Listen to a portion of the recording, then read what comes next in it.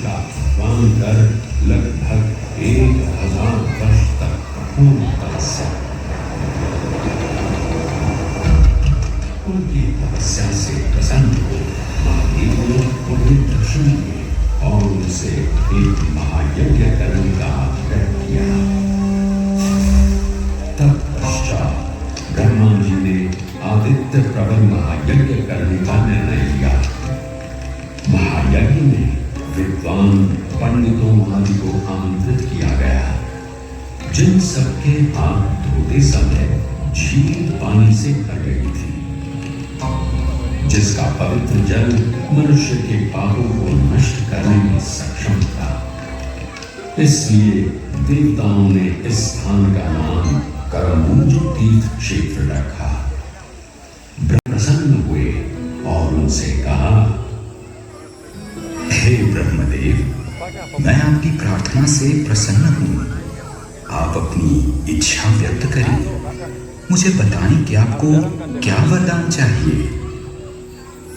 हे स्वामी, हे सृष्टि के पालनहार, आप मुझे वरदान दें कि जो कोई मनुष्य श्रद्धापूर्ण आपकी पूजा अर्चना करेगा उसका कोई अहित न होगा, एवं मोक्ष पाने हेतु जो कोई भी करमूज तीर्थ की यात्रा करेगा आप उन्हें अपने श्याम लोक के दर्शन देकर उनका उद्धार करेंगे। तथास्तु। हे ब्रह्मदेव, मैं सदैव के लिए करमूज तीर्थ में निवास करूंगा। सच्चे श्रद्धा भाव से मेरी पूजा अर्चना करेगा, मेरा आशीर्वाद उस पर सदैव ही रहेगा। मान्यता है कि तब से भगवान विष्णु अपनी लंबी गदा धारण किए हुए अपने श्याम रूप में इस तीर्थ में निवास करते हैं। इसलिए उन्हें गदाधर के रूप में भी पूजा जाता है। ऐसी ही एक और किंवदंती है जो इस मंदिर के निर्माण का ताना बाना बोलती है। माना जाता है कि देवताओं के वास्तुकार विश्वकर्मा ने एक ही रात में इस मंदिर का निर्माण किया, परंतु प्रातः होते ही वो इस मंदिर को अपने साथ ले जाने में असमर्थ थे, तो उन्होंने इस मंदिर को यहीं छोड़कर जाने का निर्णय लिया।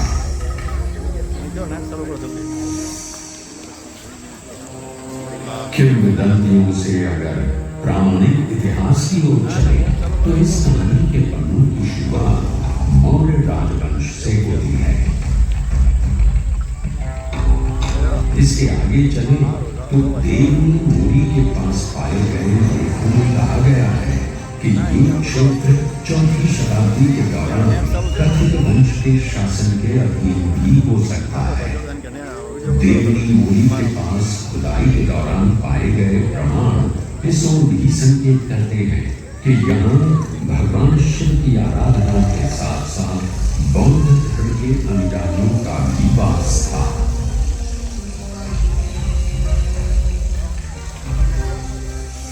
लगभग 5वीं शताब्दी के प्रारंभ में गुजरात में गुप्त काल का प्रारंभ हुआ। ऐसा कहा जाता है कि ये वही समय था जब भगवान शिव के साथ भगवान विष्णु की पूजा की शुरुआत हुई। 800 ईस्वी में जगत गुरु शंकराचार्य, रामानुजाचार्य एवं निम्बकाचार्य तथा अन्य आचार्यों ने वैष्णव अनुयायियों को बढ़ावा दिया। उसी के परिणाम स्वरूप तीर्थ स्थानों का नवीनीकरण हुआ, अनेक मंदिरों का निर्माण कराया गया, यज्ञ किए गए एवं श्यामा जी भी समृद्ध हुआ।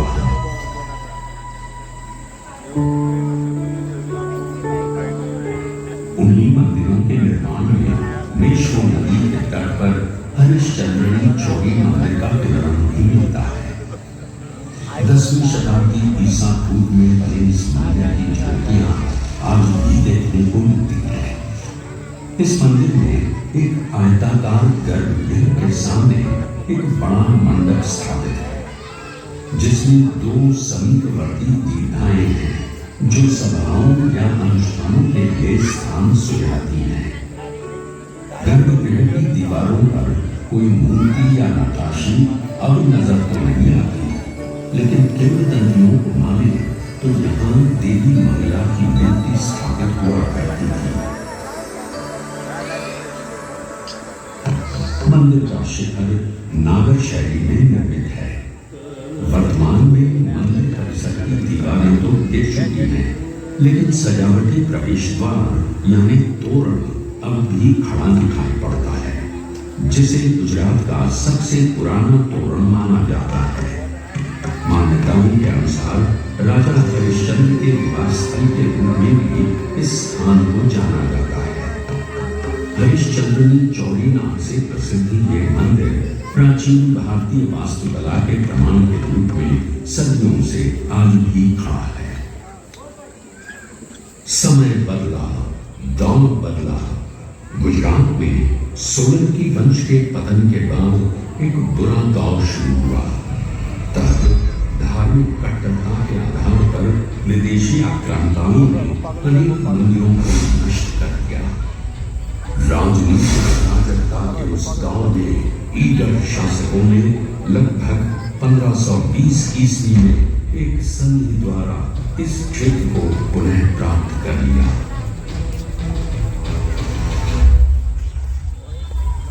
कुछ समय और बीता और लगभग 1565 ईस्वी में महाप्रभु वल्लभाचार्य जी ने भारतवर्ष में वैष्णववाद का प्रचार प्रसार किया और द्वारका, डाकोर, सिद्धपुर और श्यामला जी का दौरा किया एवं अनेक तीर्थ स्थानों का पुनरुद्धार करवाया। महाप्रभु वल्लभाचार्य जी एक महान भक्ति दार्शनिक थे और उन्हीं के प्रभाव से तत्कालीन शासकों ने सनातन धर्म के प्रति उदारता दिखाई थी।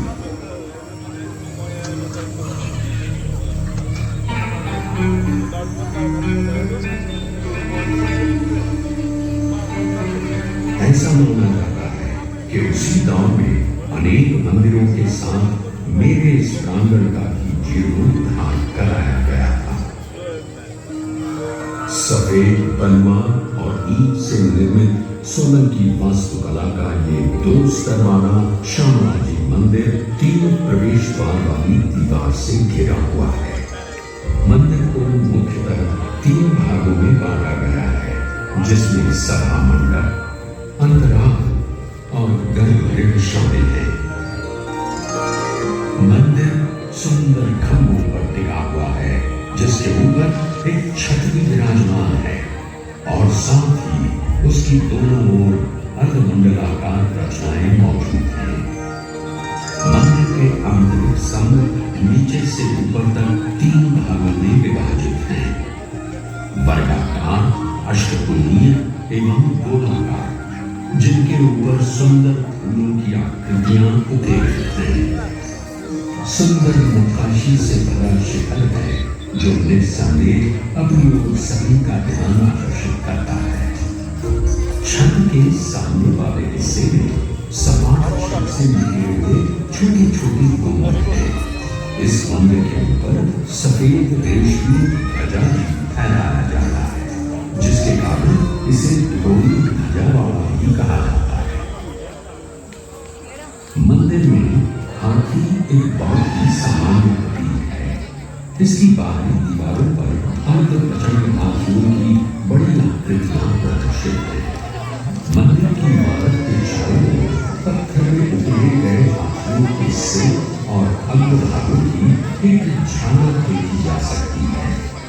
इसके अलावा मंदिर की बाहरी दीवारों पर देवी देवताओं की छवियां, चित्र, विभिन्न प्रकार के फूल, जानवरों और परमाणु की आकृतियां देखने को मिलती हैं।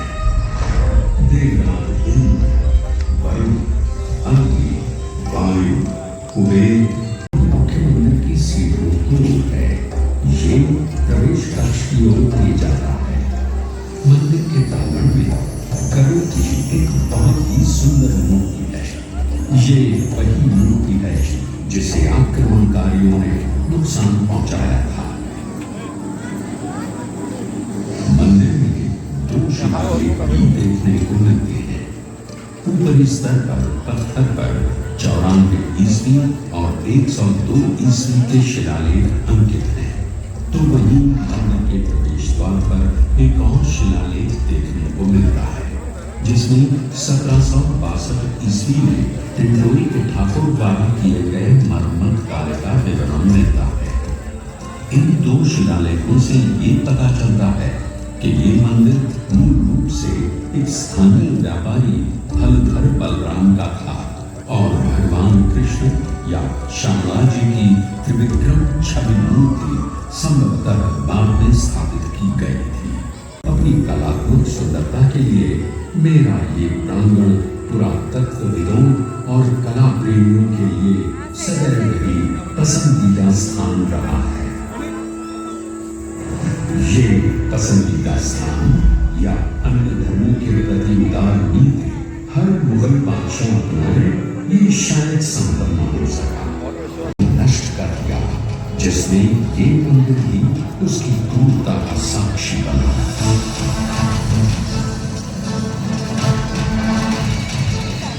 ईडर के महाराजा ठाकुर और राजपूतों ने मुगल सेना का बहादुरी से सामना किया, परंतु वो जीत न पाए।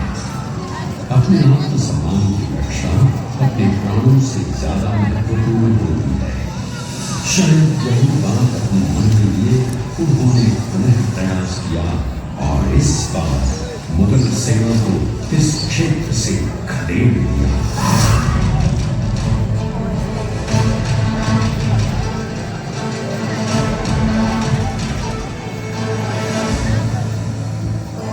वर्तमान के खतरों को देखते हुए पुजारियों ने भगवान श्यामला जी की मूर्ति को करमबुल तालाब में छिपा दिया और यहाँ से पलायन कर गए। माना जाता है कि तब आदिवासी यहाँ खेती किया करते थे। कुछ समय बाद एक आदिवासी को खेती करते समय ये मूर्ति प्राप्त हुई और उसने इसे अपनी झोपड़ी में रख पूजा अर्चना करना शुरू कर दिया। ये भगवान का आशीर्वाद ही था कि सूखी बंजर पड़ी जमीन पर भी अच्छी फसल हुई। आदिवासियों के लिए ये उनके कालिया देव का आशीर्वाद था। मूर्ति का रंग काला होने की वजह से कालिया देव नाम आया। जब ये बात श्री शाहूकार हरसोला वृक्षेठ कल्याण जी शाह को पता चली तो उन्होंने एक मंदिर बनवाया एवं मूर्ति की प्राण प्रतिष्ठा भी करवाई।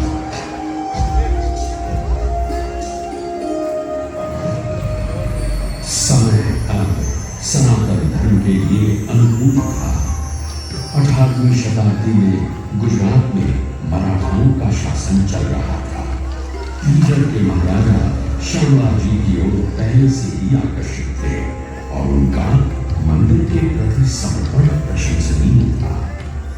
समय पड़ने पर उन्होंने मंदिर की मरम्मत तो करवाई, साथ ही साथ लगभग 1860 के आसपास मंदिर में श्यामला जी की मूर्ति भी स्थापित की गई। अब एक ऐसा दौर आया जिसने भारत का स्वर्ण इतिहास ही बदल कर रख दिया। गिरफ्त में था।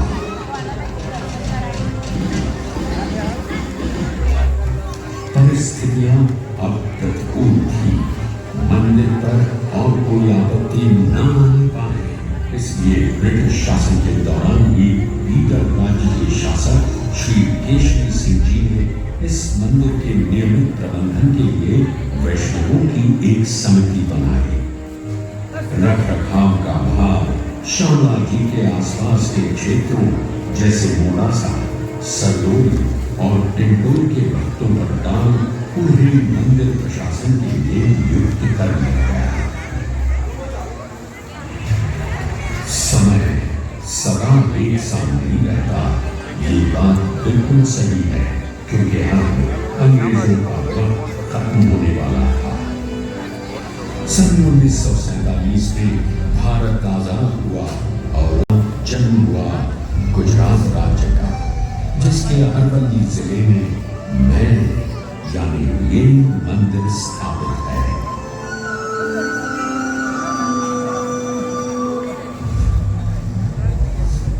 मंदिर का प्रशासन सुचारू रूप से चले, इसलिए 20वीं सन 1953 में एक ट्रस्टी पंजीकृत कराया गया। मंदिर के प्रति निष्ठा रखने वाले कई पुण्यात्माओं ने इस तीर्थ स्थान के सौंदर्यीकरण में अपना अविस्मरणीय योगदान दिया। उन्हीं में से श्री मफतलाल गगईवाल का नाम अग्रणी रूप से लिया जाता है। न केवल उन्होंने बल्कि उनके परिवार के सदस्यों ने भी मंदिर के प्रति अपनी आस्था रखी और श्यामा जी मंदिर का जीर्णोद्धार करवाया और इसे सुंदर मूर्तियों से सजाया।